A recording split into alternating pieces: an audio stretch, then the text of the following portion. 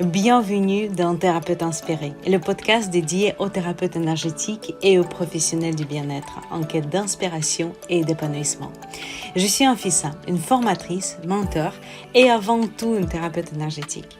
Avec ma propre expérience dans le domaine du bien-être, je comprends les défis que tu rencontres au quotidien parce que je les ai vécus moi-même.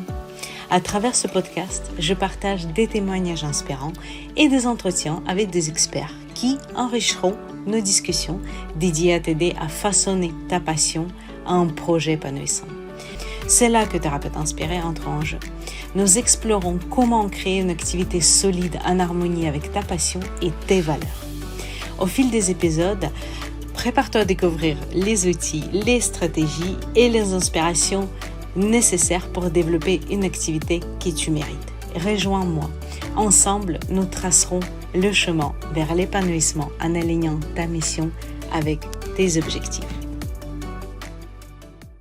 Bonjour Mélodie, bienvenue. Je suis ravie et je te remercie beaucoup d'ailleurs d'accepter de participer, de discuter avec moi, de donner ta vision de ton métier que tu vas nous présenter aux personnes qui nous écoutent. Je te remercie beaucoup. Pour moi, c'est un honneur aussi parce que je te suis sur les réseaux sociaux. J'aime beaucoup ce que tu fais et l'énergie que tu dégages. Donc, merci beaucoup.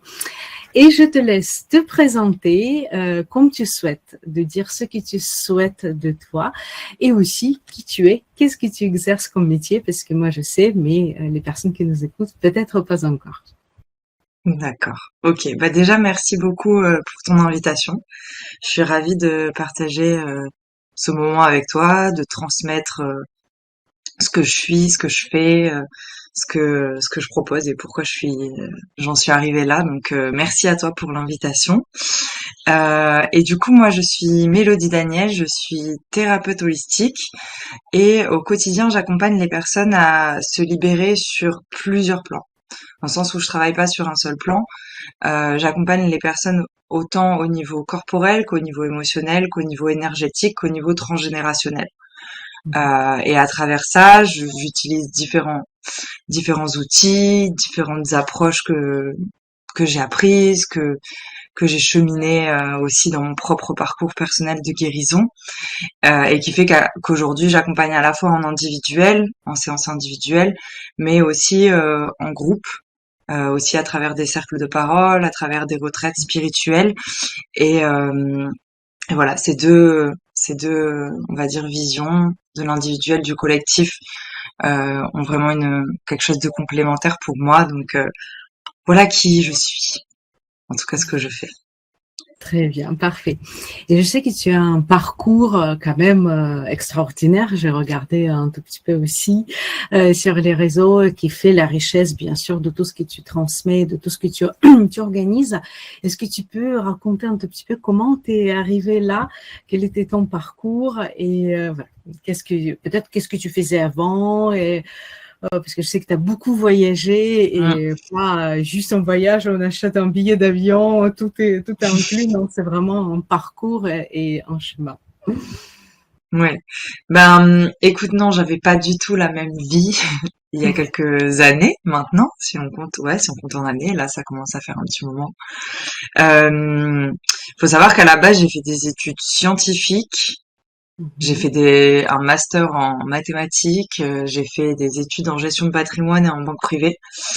Et j'ai travaillé en banque privée et ça me convenait pas du tout en fait comme vie, dans le sens où on me demandait d'être une personne que j'étais pas.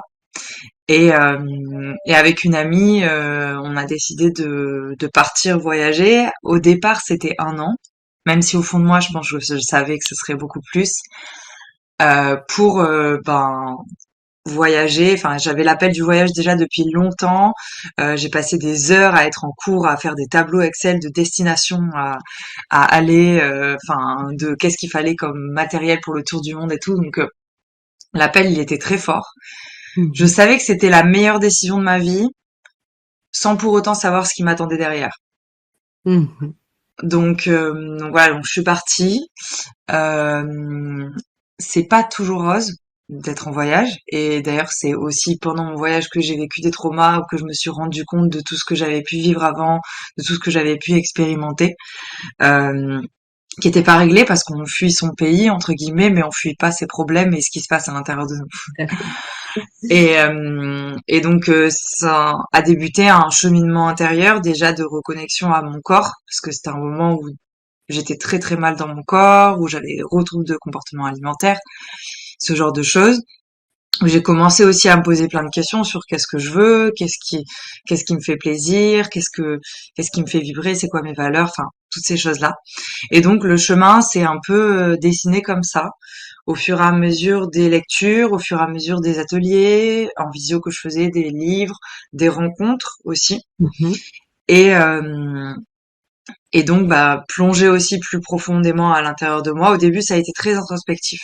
Et dans la majorité des choses que je transmets aujourd'hui aussi, c'est des choses que j'ai moi-même traversées ou que j'ai moi-même mis en application dans mon propre chemin de guérison. Et donc, mon voyage qui devait durer 1 an a duré 3 ans, Oui, quand euh, même. dont la moitié avec mon ami, la moitié seule. Où j'ai fait du stop, où j'ai fait du bénévolat, où je me suis formée au yoga, enfin voilà, où j'ai fait plein d'expériences comme ça aussi. Et c'est aussi ça que j'ai envie de transmettre dans les retraites notamment et dans les espaces collectifs, c'est cette interconnexion qu'on peut avoir avec les gens et comment c'est riche d'aller à la rencontre de l'autre et de grandir ensemble à travers les conversations, à travers les échanges de cœur à cœur. Et Mhm. donc c'est vraiment voilà des outils que je suis venue piocher au début pour moi pour après rentrer en France et savoir qu'il était temps en fait pour moi de transmettre. Mhm. Et donc là, j'ai suivi aussi d'autres formations. Donc j'ai fini par ma formation de prof de yoga. Donc au début, j'ai commencé par le corps. Euh, Ensuite, je me suis formée à la philosophie pour les enfants, euh, formée aussi aux soins énergétiques en lien avec le féminin, en lien avec les mémoires de l'utérus, etc. J'ai suivi ensuite une formation de psychogénéalogie, donc tout ce qui est nettoyage des mémoires transgénérationnelles, enfin tout ce qu'on hérite de notre arbre généalogique. Et puis là, depuis 1 an et demi, je creuse un peu plus profondément dans l'énergétique, que ce soit passage d'âme, dégagement d'entité, lecture des vies antérieures, nettoyage énergétique des personnes, des lieux. Donc c'est vraiment à travers tout ça, à travers mon parcours, à travers tous les outils auxquels je me suis formée aussi, pouvoir apporter un accompagnement global, c'est-à-dire qu'en fonction d'une personne qui arrive, pouvoir piocher dans tous les outils pour pouvoir euh, pour pouvoir accompagner au mieux la personne. Très bien, bah, c'est super intéressant, effectivement, parce que j'entends souvent pourquoi vous formez autant, pourquoi vous utilisez autant d'outils, mais bien au contraire, c'est la richesse de pouvoir choisir un outil qui est approprié Mm. à chaque personne. Et donc, je vais commencer par ta retraite, parce qu'effectivement, il y a beaucoup de choses. Par ta retraite, où se passe-t-elle? Voilà, comment ça se passe? Moi, je sais, mais je voudrais bien que tu racontes un tout petit peu. Alors, Comment s'inscrire, comment ça se passe, quelles sont des personnes qui sont susceptibles de venir. alors les personnes qui sont susceptibles de venir, ça peut être très vaste, mais bon, je vais commencer par où est-ce qu'elles se trouvent. En fait, alors j'ai mis du temps à aller trouver ces lieux, mais maintenant que je les ai, je les lâche plus. C'est Euh, magnifique. Hein. ouais, j'ai 2 lieux de retraite, on va dire. J'ai mon lieu d'été et mon lieu d'hiver, Mhm, qui sont donc le lieu d'été, il est dans le Var, vers Draguignan, et le lieu d'hiver, il est vers Gourdon, donc au-dessus de Grasse, dans le 06. mhm, Euh, le but de ces retraites vraiment, c'est de offrir un cocon de libération où les personnes elles peuvent arriver et être vraiment comme elles sont, pour vraiment lâcher, pour se reconnecter à elles-mêmes, pour se reconnecter aussi à leur spiritualité, pour aussi quand elles viennent et qu'elles ont besoin comme un shift, enfin une bascule, un cap à passer. C'est un accélérateur aussi de ce genre de décision ou de situation qu'on a envie de changer à l'intérieur de soi. On vient travailler un peu sur tous les plans, dans le sens où je travaille vraiment au niveau du corps, au niveau des émotions. Au niveau transgénérationnel, ça dépend, mais ça en découle toujours. Donc, et au niveau énergétique aussi, on travaille sur le corps, sur la voix, euh, sur la parole, sur, enfin, sur vraiment le corps subtil aussi, enfin le subtil. Donc c'est vraiment à travers ces retraites transmettre aussi plein de clés que les personnes elles peuvent utiliser dans leur quotidien aussi pour les implémenter, pour mettre un petit peu de sacré, un petit peu de un peu plus de conscience et un peu plus d'amour dans leur quotidien. Euh, c'est toujours difficile de parler de ces espaces parce que j'aurais beau dire qu'est-ce qui peut se passer, et s'il faut, il se passera pas du tout ça.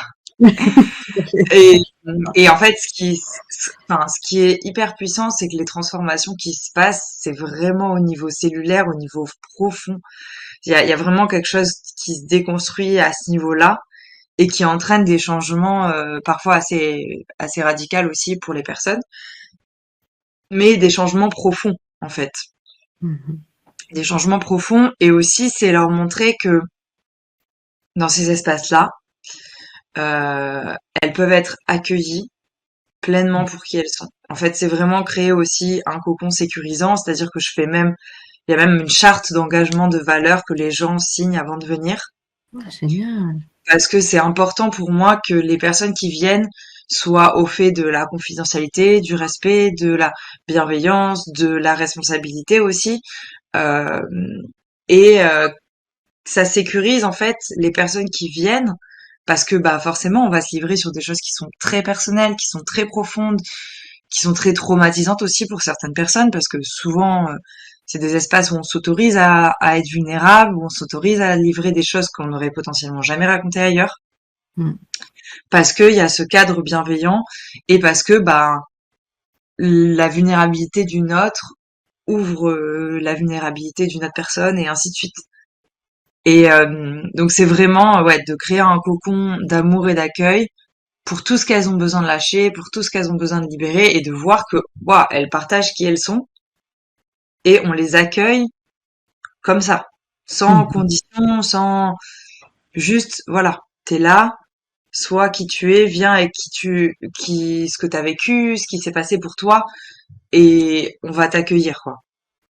Ah, c'est vraiment, Et ça, c'est vraiment de recréer en fait, tu sais cet échange cœur à cœur que tu pourrais avoir en voyage avec des gens que tu connais pas. En fait, Mhm. c'est le recréer ici. Et aussi montrer aux personnes qui viennent que ça existe, qu'il y a des gens qui vibrent les mêmes choses, il y a des gens qui ont envie de créer le même monde qu'elles aussi, parce que quand on chemine, alors je pense que tu l'as expérimenté aussi, quand on chemine comme ça, il y a aussi plein de gens autour de nous qui sont pas forcément ouverts à ça, qui ont pas forcément euh, cette ouverture d'esprit. Des fois, on se sent seul, on a peur d'être jugé. Enfin voilà, tout ça. Donc c'est aussi avoir un espace où c'est même créer des liens avec des personnes qui vont rester. Là, j'ai fait une retraite au mois de juin. Il y en a qui s'appellent un jour sur deux. Elles s'écrivent tous les jours. Enfin, Ouais, c'est au c'est final faire génial. des rencontres d'âme à âme en fait. C'est vraiment génial que c'est aussi le lieu de rencontre pour des personnes qui souhaitent, pour rencontrer justement, comme tu dis, des Mm. personnes qui vibrent les mêmes choses. Tout à fait. Je Ouais. sais que c'est important. Je ne fais pas de retraite, mais j'ai des groupes d'élèves parce que je suis informatrice et je sais que Mm. c'est un lieu de rencontre aussi où on fait les sorties, mais c'est toujours un cercle plus fermé parce que c'est pas des personnes de l'extérieur. Ce sont toujours des élèves, mais je sais que c'est des moments incroyables. Donc, et en plus Mm. que tu ouvres ça au plus grand nombre de personnes, c'est important. Est-ce que c'est réservé qu'aux femmes ou c'est femmes et Alors, jusqu'à présent, j'ai proposé que des retraites de femmes. hommes? Et là justement, bah, je travaillais hier avec mon ami. On est en train de préparer une retraite mixte Mhm. pour la mi-novembre. Donc là, on l'a co-créé parce que j'avais besoin de la polarité aussi masculine bah, pour pouvoir accompagner aussi. Donc là, cette fois, ça va être mixte. Donc 4 hommes et 4 femmes ouverts. Génial. Comme je dis, c'est toujours les lieux, je regarde un peu sur Instagram, donc Mm, n'hésitez pas à suivre aussi et voir, ce sont des lieux extraordinaires et il y a déjà à travers des images, on mm. voit l'énergie du lieu et puis même si on ne voit pas Bah, ce qui se passe, ce qui est normal, oui, oui, oui. et quand même on ressent quand Bah, le même. choix du lieu, c'est important aussi pour bah, déjà couper du monde extérieur. Enfin, c'est des lieux qui sont en pleine nature, etc. Euh, donc c'est vraiment important d'avoir un lieu où On a, enfin, qui crée cette bulle, en fait. Tout à fait. Non, c'est intéressant, enfin, c'est chouette, vraiment, c'est chouette. Dis-moi, est-ce que pendant ton chemin justement de thérapeute holistique, on peut t'appeler comme ça parce que c'est vrai que tu Mhm. fais plein de choses. Est-ce que sur ce chemin de thérapeute énergétique, thérapeute holistique, il y avait justement des victoires, mais aussi peut-être des difficultés, parce que des personnes qui nous écoutent, le but de ce podcast, c'est aussi de montrer les deux, parce que souvent, tu sais, sur les réseaux, on voit que des belles moments. Est-ce qu'il y avait les choses qui tu as envie de partager et qui peuvent être effectivement intéressantes pour les personnes qui souhaitent peut-être se lancer dans ce domaine? Alors, bah, bien sûr que c'est rythmé des deux. Alors, j'essaye au maximum que je peux de partager avec authenticité sur les réseaux, c'est-à-dire quand je suis en galère émotionnellement parlant, quand il y a quelque chose qui marche pas, quand il y a, enfin, parce que c'est pas un chemin linéaire en fait. Et en plus, comme on chemine sur nous, en même temps qu'on fait cheminer les autres, ben il y a forcément aussi ces vagues qui peuvent être présentes aussi à l'intérieur de nous. Donc bien sûr qu'il y a pas mal de difficultés qui se sont mis sur mon chemin, même si après c'est savoir comment rebondir et avancer aussi avec ça. Mais mais oui, il y a aussi des moments où émotionnellement parlant, il y a plein de choses aussi qui remontent parce que faut savoir quelque chose, c'est que quand on travaille comme ça sur les gens, ben les gens sont des miroirs aussi pour nous. Tout à fait. Donc c'est aussi savoir l'accueillir, ne pas faire de transfert, savoir gérer les choses aussi qui remontent pour nous au fur et à mesure, savoir prendre du recul. Enfin, je pense que la chose qui a été le plus difficile pour moi, on va dire, c'était des fois de prendre du recul émotionnellement parlant par rapport à ce que les gens me racontent ou me partagent. Parce que quand je travaille en psychogénéalogie, on travaille aussi beaucoup sur le trauma. Donc c'est aussi de prendre du recul, d'arriver à gérer aussi mon énergie au mieux.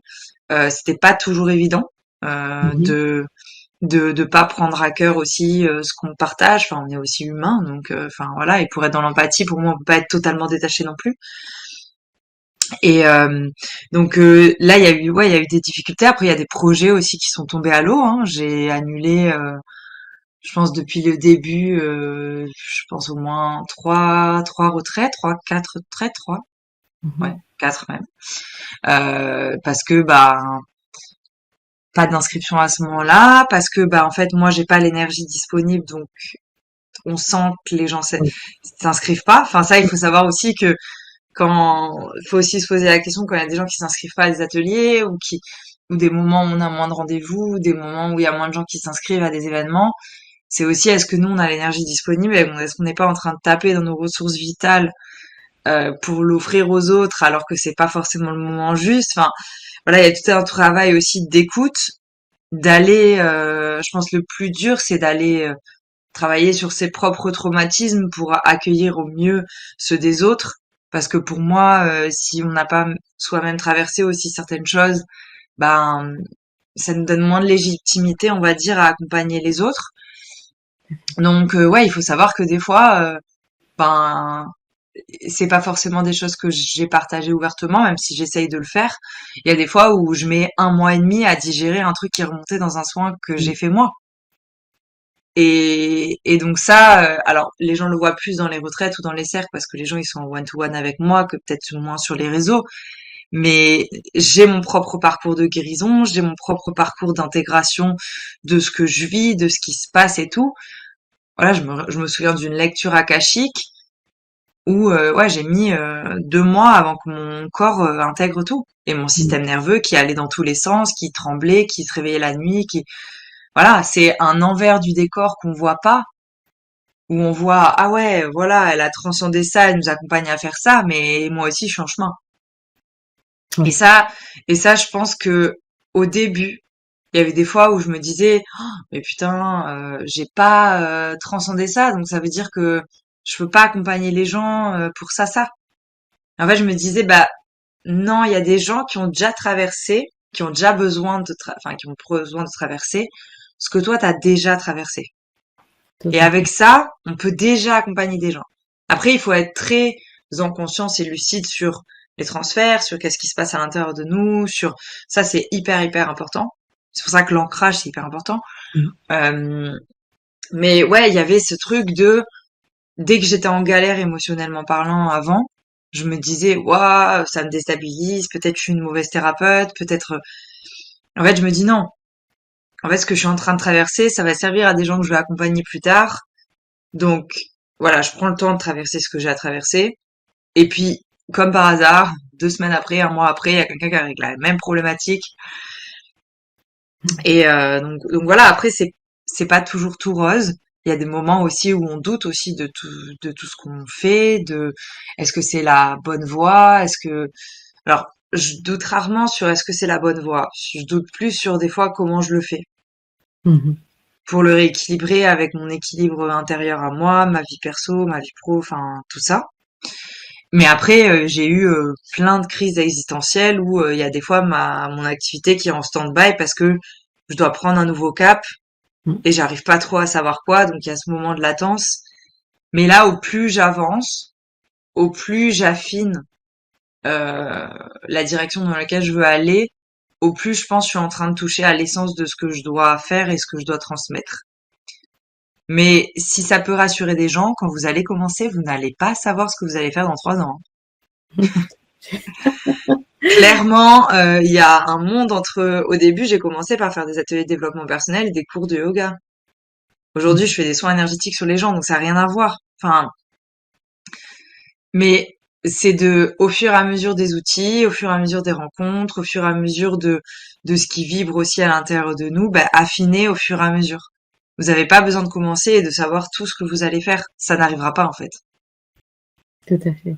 Merci beaucoup pour ces paroles parce qu'effectivement, on ne pense pas tout de suite au début. Je sais bien quand je commence, ça n'a rien à voir avec tout ce que je fais maintenant, même si c'est toujours dans le même domaine, donc je comprends tout à fait. Et je vois les élèves qui commencent et disent, mais non, il faut que je prépare tout. Mais non, en fait, effectivement, l'activité va changer, va évoluer, comme tu dis. Plus tu avances, plus tu vis même tes difficultés, c'est une chose positive parce que c'est une expérience. Comme tu vas après travailler avec tes clients, t'es passé déjà par là. Donc, merci beaucoup pour ces paroles, effectivement. Et comme tu as dit, et je trouvais ça génial, quand il y a ou les annulations ou pas assez de clients, c'est peut-être aussi qu'on n'a pas d'énergie disponible Ouais. ou qu'il y a autre chose à travailler derrière, que c'est effectivement, c'est ceux qui ont transmet. Je me permets juste rapidement de donner un exemple personnel. Je suis pas très alignée avec les formations de massage et c'est vrai qu'à chaque fois, je tire moins de monde que pour leur équipe, pour autre. Donc, et je comprends pourquoi.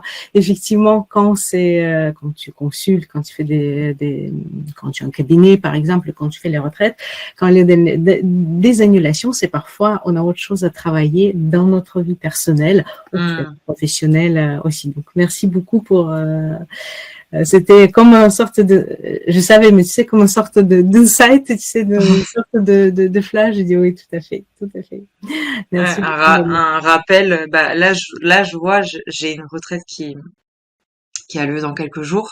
Mhm. Et la semaine après mes retraites, j'essaye d'alléger un peu. Sauf il y avait plein de gens qui avaient pris rendez-vous. Et là, il y en a quelques-uns qui sont en train de sauter. Et donc, en fait, je sais, c'est parce que je dois me reposer, intégrer, enfin, voilà. En plus, je suis en train de changer de cabinet. Donc, voilà, il y a d'autres changements qui se passent. Donc, en fait, tout est juste. Et même des fois, s'il y a un atelier, il y a une personne qui est là, peut-être que c'est parce que ça devait se passer exactement comme ça avec cette personne, en fait. Tout à fait. Tout à fait.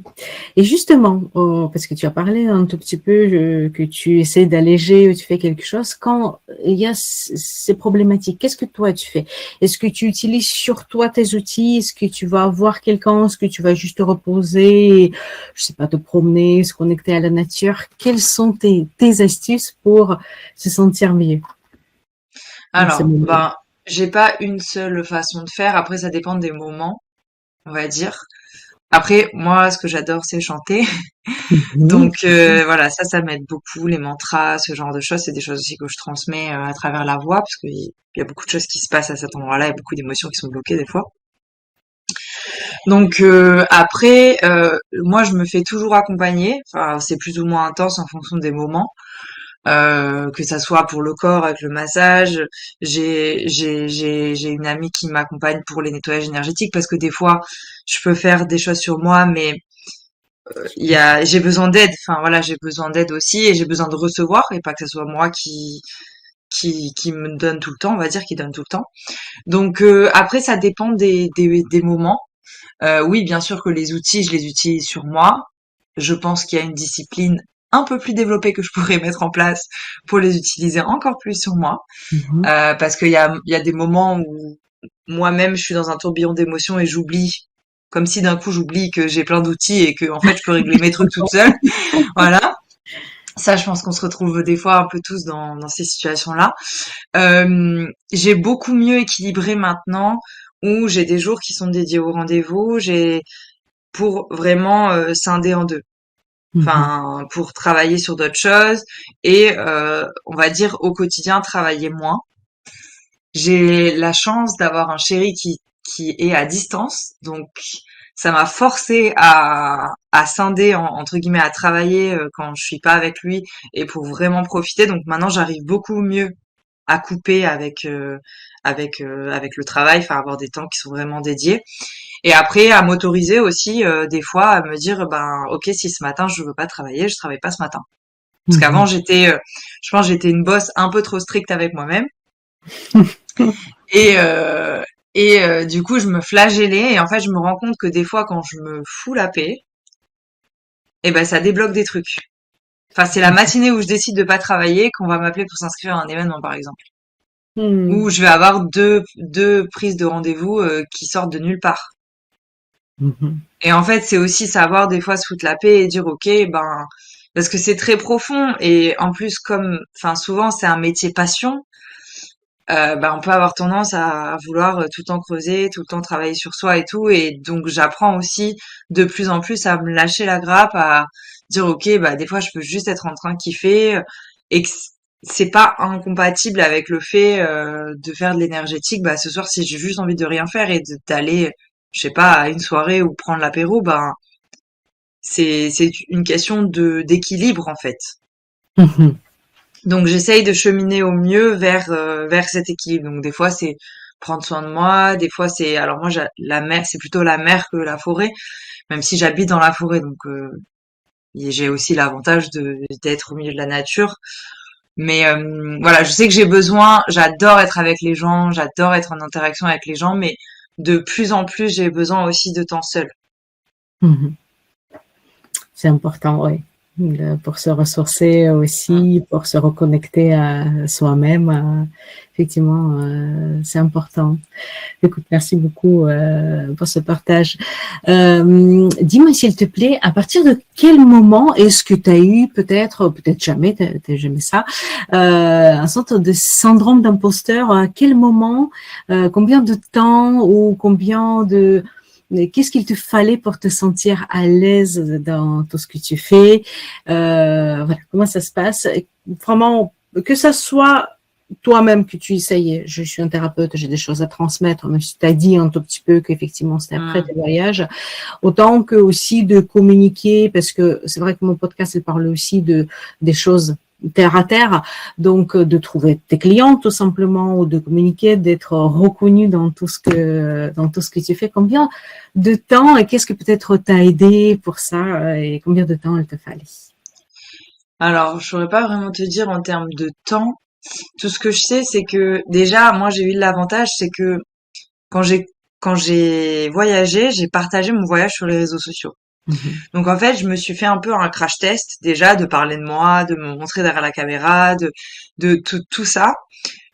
Et en plus, ça m'a permis de développer aussi une communauté qui a suivi du coup tout mon cheminement personnel, voyage, etc., qui a fait que j'ai commencé avec déjà une communauté, ce qui a été un Mhm. énorme avantage. Bien C'est sûr. rare que les gens commencent comme ça, mais en tout cas, ça a été vraiment un vrai avantage pour moi, dans le sens où quand j'ai commencé, mes ateliers ont été pleins. Parce Mhm. que les gens ont suivi mon cheminement et ont suivi ce que j'ai fait, ce que j'ai mis en place, partagé aussi mon processus de création d'entreprise, etc. Si j'ai un conseil à donner à des gens, n'attendez pas Justement. d'avoir tout créé Ouais, pour moi, n'attendez pas d'avoir tout créé pour créer les réseaux, pour parler de ce que vous faites, en fait. Mhm. Parce qu'en fait, les gens, ils ont besoin de s'identifier, ils ont besoin aussi de voir, et il y a une dimension humaine avec, ouais, c'est quoi les difficultés que vous avez eues quand vous avez commencé à créer, quels sont les doutes, quelles sont les peurs, enfin, toutes ces choses-là. Alors moi, j'ai été très transparente sur ça. C'est-à-dire que j'ai fait des stories en disant j'ai hyper peur d'être en train de faire ça, ou j'ai hyper peur d'être en train de faire cette vidéo, mais je le fais quand même. Je suis en train de trembler, je suis en train de transpirer. Enfin, voilà. Enfin, je sais que ce truc et on me l'a dit que sur les réseaux, je suis pareil qu'en vrai. Et ça, c'est hyper important pour moi d'être cohérente. Euh, le syndrome de l'imposteur, est-ce qu'on s'en débarrasse vraiment? Ça, c'est une grande question. Je pense qu'à chaque étape, il y a quand même un petit peu cette question de légitimité et tout ça. Je sais que ma stratégie au début, c'était de faire de la boulimie de formation, ce Mhm. que j'ai arrêté de faire maintenant, parce qu'en fait, je me rendais compte que je voulais participer à des ateliers, que je voulais faire des formations et tout, comme pour légitimer le fait que j'avais le droit de faire ça, que j'étais légitime de faire ça. Ça, c'est bien parce que franchement, là, j'aurais pas lancé les soins énergétiques si j'avais pas suivi cette formation, même si j'en faisais déjà avant. Mais c'est pas de s'observer sur est-ce que c'est pas un piège aussi? Est-ce qu'on n'est pas en train de retarder le fait d'être prêt? Enfin, Oui. je voyais que je me disais oui, alors je pourrais faire ça quand j'aurais suivi ça. Et je me rends compte que par exemple, j'ai jamais suivi, moi personnellement, j'ai jamais suivi de formation ni pour animer des cercles de femmes, ni pour les retraites. Mhm. C'est un truc que alors je pense que je l'avais déjà en moi, parce que j'aimais déjà organiser des choses et tout ça. Mais je me suis, on va dire, créé ma légitimité au fur et à mesure d'en faire, on va Mhm. dire. Et il y a des choses qui s'apprennent en faisant. Oui, la pratique, oui. Et voilà. Et après, voilà, et à vouloir aussi trop se former à trop de choses différentes, on a trop d'intégration en même temps, et des fois, on n'arrive pas à gérer tout ça. Enfin, donc, moi, je dis pas que encore aujourd'hui, voilà, là, je lance une retraite mixte. Il y a des peurs, il y a des appréhensions. Il y a moins le syndrome de l'imposteur, parce que bon, ça fait 12 retraites que je fais. À un moment donné, mon syndrome de l'imposteur pour les retraites, il est plus là. Mais par exemple, là, je vais lancer des cercles de chants et de chants sacrés et de mantras. Bah, voilà, il y a encore ça. Mais je Mhm. le fais quand même. Enfin voilà, c'est d'apprendre aussi le syndrome de l'imposteur, il disparaît aussi au fur et à mesure qu'on expérimente et qu'on gagne la confiance aussi de faire. Au début, peut-être qu'on va le faire en tremblant, mais c'est pas grave. Au moins, on l'aura fait, on aura les feedbacks, on aura les retours, et au fur et à mesure, on est de plus en plus en confiance. Mhm. C'est voilà, là j'ai animé une retraite avec des personnes parce que c'était pour une association qui s'occupe des femmes battues. Donc là, c'est des gens qui s'inscrivent mais qui connaissent rien à ce que je fais ni qui je suis. Donc c'est un challenge supplémentaire. Ben ça m'a valu un jour et demi d'adaptation au groupe, ce qui est beaucoup plus long par rapport à d'habitude. Mhm. Mais ça m'a redonné aussi confiance sur ben n'importe qui vient à une retraite, ben je suis capable de m'adapter en fait. C'est génial, ça. Et donc, mais il y aura encore des moments où ça sera challengeant. Des fois, il y aura des personnes qui vont venir nous voir. On va se sentir totalement légitime de les accompagner. Je me souviens d'une de mes patientes qui a vraiment qui a vraiment un lourd passé, des gros traumas et tout. Et elle m'a dit, je savais que c'était toi. Et moi, je me suis dit, franchement, je suis même pas sûre d'avoir les épaules de l'accompagner. J'ai pris rendez-vous direct avec ma thérapeute. Enfin, genre, dans la journée qui a suivi, j'ai repris rendez-vous parce que ça venait trop stimuler des choses chez moi, etc. Et au final, ben, ça fait 1 an et demi que je l'accompagne et elle a fait un chemin de dingue. Et elle me l'a dit il y a pas longtemps qu'elle savait depuis le début que c'était moi et je lui ai avoué que la première fois qu'elle est venue au rendez-vous, je me suis demandé comment j'allais être capable de l'accompagner. Ouais, c'est honnête, et tu vois, et ces doutes-là n'enlèvent rien d'accompagnement qui t'a pu Non, c'est offrir. ça. Ouais. Et des fois, c'est pas parce que nous on traverse des choses hyper dures qu'on est un mauvais thérapeute sur le moment. Parce que ça, vraiment, il y a plusieurs moments où je me suis dit, mais je suis en train de partir en lambeaux à l'intérieur de moi. Comment c'est possible que je sois en train d'accompagner des gens en même temps? Enfin, ça veut pas dire que je devais pas prendre soin de moi et tout, mais en fait, des fois, euh, ça m'a même donné, enfin, ça m'a même redonné confiance d'être en train d'accompagner une personne dans ce moment-là, parce que je me suis dit, bah non, en fait, t'es capable de prendre du recul, de dire, ok, il y a moi, Mélodie, et il y a moi, la thérapeute. Mhm. Et toi, la thérapeute, elle est encore bien ancrée, elle est encore dans sa posture, etc. Même si ta petite fille intérieure, elle est, elle est trop mal. Enfin, voilà. C'est aussi apprendre à prendre du recul par rapport à ça, parce qu'il y aura forcément des jours où on a des jours sans. Et, mais c'est voilà de garder de la confiance et de se dire que c'est pas une question de hiérarchiser les gens. Mais on aura passé des caps que d'autres personnes n'auront pas encore passé. Comme nous, on a besoin de gens qui ont passé des caps que nous, on n'a pas encore passé pour se faire accompagner. Et en fait, on s'aide à monter comme ça et à s'élever, à guérir. Et il y aura toujours quelqu'un qui aura besoin de ce que vous avez à apporter. C'est juste que peut-être vous parlez pas à la bonne personne ou vous n'avez pas encore bien ciblé quelle est la cible qui vous fait vibrer, parce qu'il y a ça aussi. Mhm. Tout à fait. Oui, quoi. Tu es, moi ou toi, peu importe le thérapeute, qui est aligné Mm. avec aussi son client, les choses à transmettre. Donc, je vais juste reprendre parce que j'ai adoré pour la boulimie des formations, parce Mm. qu'effectivement, pour beaucoup de personnes, c'est reculer pour mieux sauter, effectivement. Mm. C'est la peur derrière peut-être de se lancer, de faire autre chose. Et puis, j'ai beaucoup aimé qu'effectivement, il y a toi, thérapeute, donc la personne qui fait la thérapie avec tes outils, tes connaissances, et toi, Mélodie, qui peut effectivement vivre des choses dans sa vie, que c'est pas parce que tu vis des choses importantes dans ta vie que tu ne peux pas accompagner quelqu'un. Et tu vois, c'est la Mm. preuve. Et que toi-même, tu te fais accompagner. J'ai beaucoup aimé aussi que tu as parlé de communication, de parler des choses qu'il y a tout simplement qu'il faut montrer qu'il y a des hauts débats, Mm. communiquer sur les réseaux notamment, parce que c'est ça aussi. T'as devancé un peu ma question parce que je dis qu'est-ce que tu pouvais conseiller à la personne qui veut se lancer. Ben c'est effectivement tu as répondu de communiquer de ce qui se passe, de tes peurs, qu'effectivement ça Mm. peut le faire. Est-ce que tu as autre chose à ajouter par rapport justement à un conseil à donner aux personnes qui veulent se lancer, que ce soit pour organiser des retraites, être un thérapeute énergétique, peu importe, sophrologue, naturopathe, peu importe, c'est vraiment Mm. large. Alors, bah déjà, il y a le travail sur soi, c'est le prérequis obligatoire, on va dire, Mhm. et pas à un instant T. Enfin, c'est-à-dire que c'est aussi, pour moi là, ce que je me suis rendu compte en ayant là ce panel d'outils, c'est aussi se faire accompagner sur un peu tous les plans. Parce qu'en fait, il y a des fois, il y a des plans où on va travailler moins, enfin, et du coup, c'est moins complet, on va dire. Et se faire accompagner aussi par des gens qui n'ont pas forcément la même approche que nous pour Mhm. la complémentarité des choses. Après, tu parlais de reculer pour mieux sauter tout à l'heure, sur on recule le fait de se lancer. J'avais une de mes coachs qui m'a accompagnée, enfin c'est une de mes mentors que j'adore vraiment. Elle disait saute et le filet apparaîtra.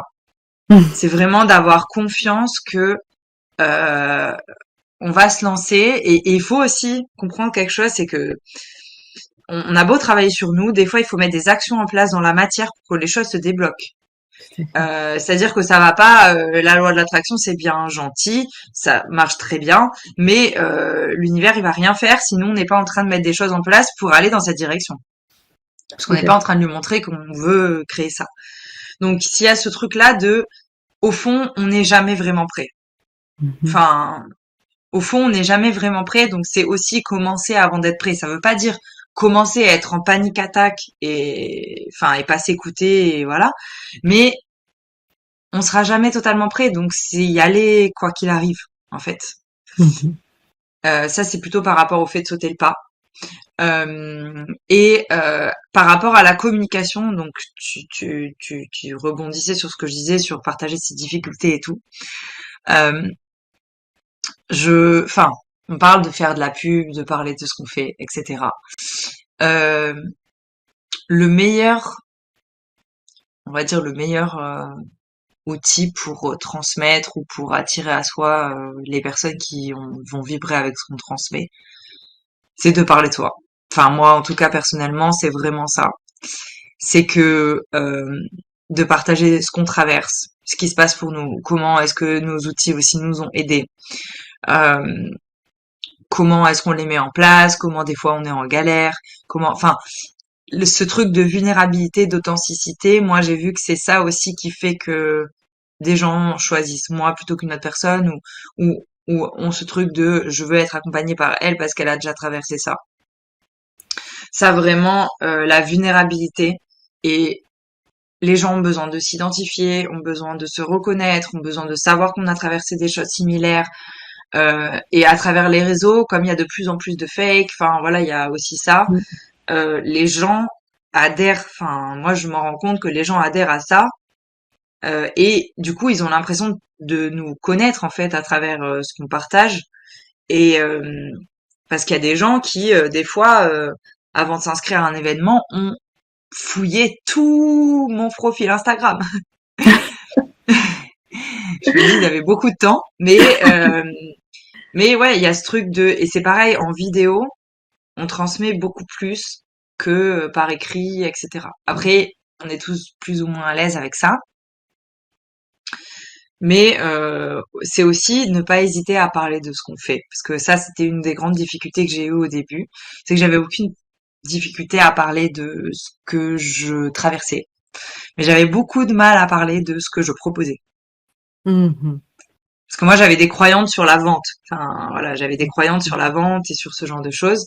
Donc, j'avais du mal à parler de ce que je proposais. Et il y a des fois où j'ai fait 2 stories en parlant de ce que je faisais et ça a tout débloqué. Donc, faut pas hésiter à en parler, pas en mode je vends ça, j'ai ça, machin, mais en mode ben voilà, j'ai accompagné une personne, ça a eu ça, ça comme effet. Aujourd'hui, j'ai fait ça, ça. Enfin, les gens, ils ont besoin d'humain. Enfin, ils ont pas besoin de quelqu'un qui rabâche en story toutes les 30 secondes. Voilà la nouvelle promo de je sais pas trop quoi. Enfin, Mhm. c'est pas ça. Enfin, ils achètent. En fait, faut savoir un truc aussi, c'est que quand on est thérapeute comme ça et qu'on accompagne les gens dans leur transformation, n'oubliez pas que vous vendez entre guillemets une transformation. Tout C'est à fait. pas 1 heure de soins, 1 heure de, enfin, c'est pas 4 jours de retraite, c'est une transformation profonde des gens. Enfin, donc n'oubliez pas aussi dans la valorisation, que ce soit au niveau du prix ou la valorisation de votre travail, vous offrez une transformation aux gens. Tout à fait. C'est pas juste on va manger une glace. Enfin, Tout à fait. donc voilà, il y a ça. Et est-ce qu'il y a autre chose que j'aimerais transmettre? Un truc, voilà. Si vous pouvez aussi vous entourer de gens qui sont aussi dans ce domaine-là ou qui sont dans ces métiers-là ou qui ont, enfin, ou qui sont dans l'entrepreneuriat ou qui, tout ça, parce que au début, on se sent très seul. Enfin, moi, personnellement, j'avais personne dans mon entourage qui entreprenait. Et aujourd'hui, j'ai beaucoup plus de gens autour de moi qui peuvent m'aider, me conseiller, m'écouter, enfin tout ça, parce qu'on a beau raconter nos difficultés aux personnes de notre entourage, s'ils sont pas à leur compte, s'ils sont pas dans ce domaine d'activité-là, des fois ils comprennent pas en fait.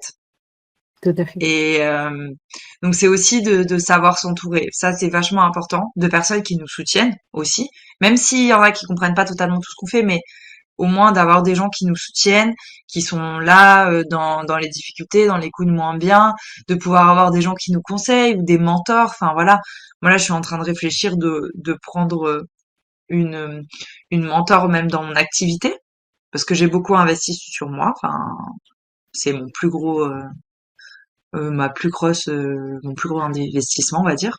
Mhm. Mais c'est aussi savoir investir dans son activité, savoir se structurer, savoir, enfin, même si j'aime pas trop le mot stratégie parce que ça me dérange un peu dans notre domaine d'activité, mais voilà, savoir aussi mettre un plan d'action en place. Moi, je me suis rendu compte que le manque de structure à un moment donné m'a fait plonger. Enfin, Mm. m'a mis un été vraiment mal, même financièrement parlant, parce que j'étais pas assez structurée, pas assez organisée.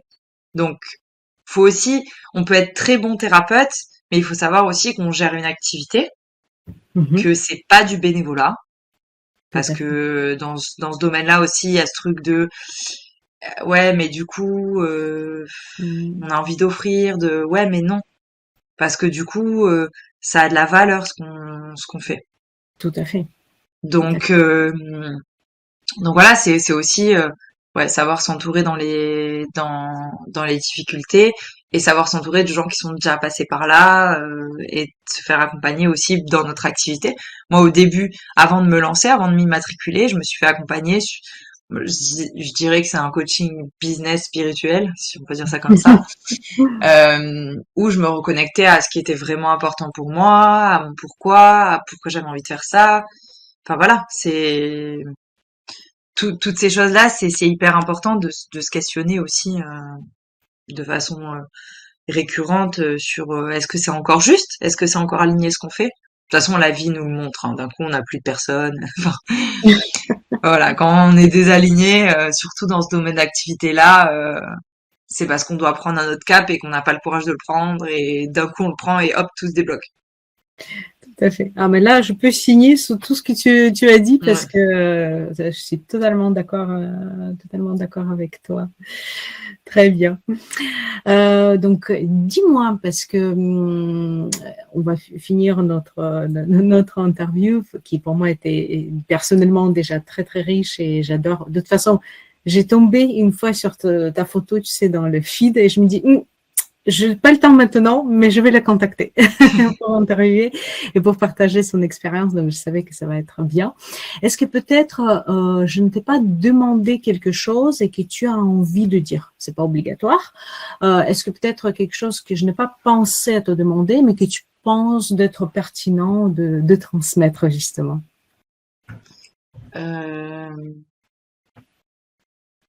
Peut-être sur la puissance de cheminer en groupe.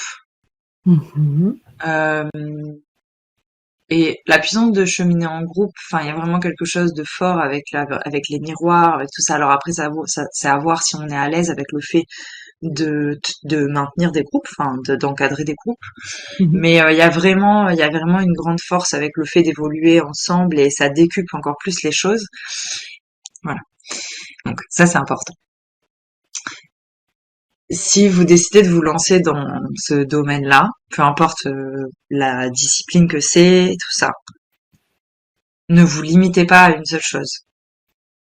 C'est-à-dire que à un moment donné, moi, je me suis rendu compte que des fois, je me limitais en me disant ah oui, mais les gens, ils vont pas comprendre parce que je propose ça, ça, ça va être incohérent et tout. Non, en fait, c'est vous. S'il y a autant de choses qui vous intéressent, mixez tout et faites votre propre approche de ce que vous avez à faire. Plutôt que de continuer à suivre une seule voie et peut-être vous enfermer dans celle-là, alors que c'est peut-être pas ce qui est juste pour vous en fait. Ce que je me suis rendu compte, c'est que c'est hyper riche parce qu'il y a votre histoire personnelle dedans, il y a aussi plein d'approches différentes. Et pour moi, dans l'accompagnement, et c'est pour ça que je dis holistique parce qu'il n'y a pas une seule approche des choses, euh, ne vous limitez pas. Et c'est pareil, si vous voulez faire des cercles, des retraites, des accompagnements individuels, des soins, des... Ok, c'est sûr que ça doit pas partir dans tous les sens et que ça doit être cohérent avec ce que vous transmettez. Si vous avez un seul et même pourquoi, sur pourquoi vous faites ça, il y a tout qui se rejoint au fond. Enfin, et après, ça peut se diversifier. Et je pense qu'il y avait des fois où je me limitais sur ce que je voulais faire. Et en fait, bah, il n'y a pas de raison en fait de se limiter aussi.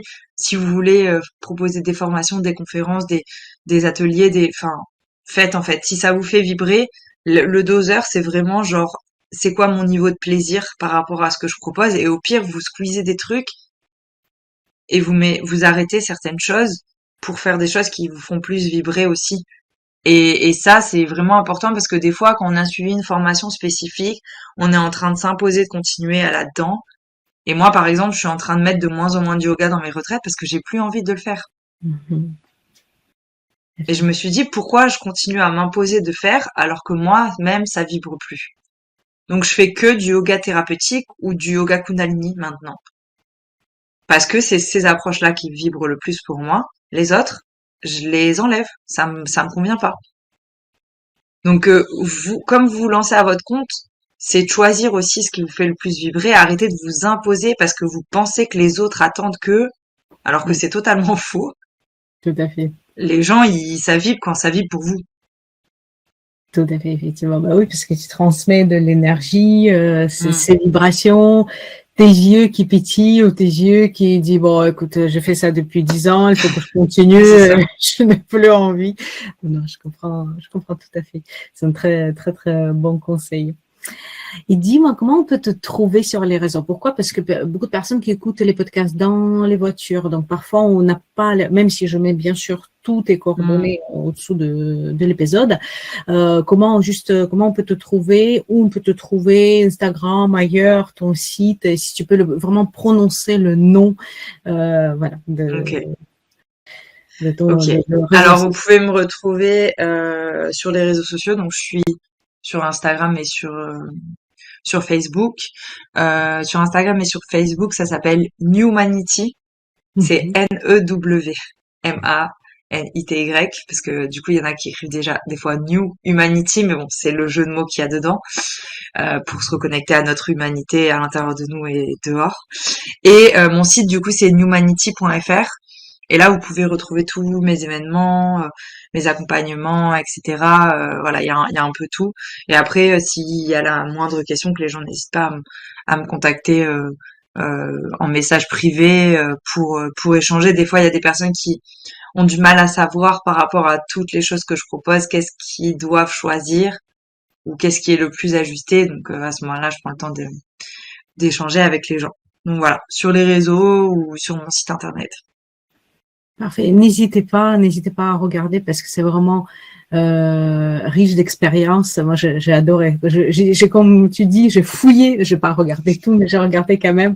J'ai fouillé, mais c'était super intéressant, enrichissant. Et je me dis waouh, parce que il faut oser de faire ce parcours, ce voyage, 3 ans séparant. Et puis effectivement, ça t'a donné des bases parfaites et puis oser aussi, puisque tu étais dans le métier qui était terre à terre, qui était différente, de partir comme ça, mais que c'était réfléchi.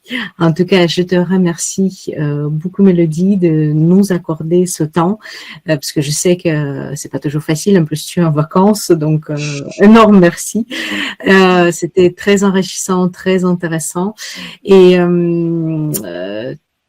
vraiment, ce que tu fais, je te dis grand merci pour tes clients et pour tes patients qui viennent te voir parce que je sais que tu apportes beaucoup, tout simplement. Bah, Merci. merci beaucoup pour tes mots, pour ton invitation. J'ai vraiment adoré transmettre tout ça à travers ce podcast. Donc n'hésitez pas. Et merci à toi pour le fait de mettre en avant aussi des personnes et de partager à travers ton podcast. C'est vraiment top. Donc merci. Merci. Si tu as aimé ce podcast, attribue-lui, s'il te plaît, 5 étoiles sur la plateforme de ton écoute pour que d'autres personnes puissent le découvrir. Si tu souhaites partager ton avis sur le sujet abordé lors de cet épisode, tu peux le faire dans les commentaires. Si cet épisode peut être utile à quelqu'un, je t'invite à le partager.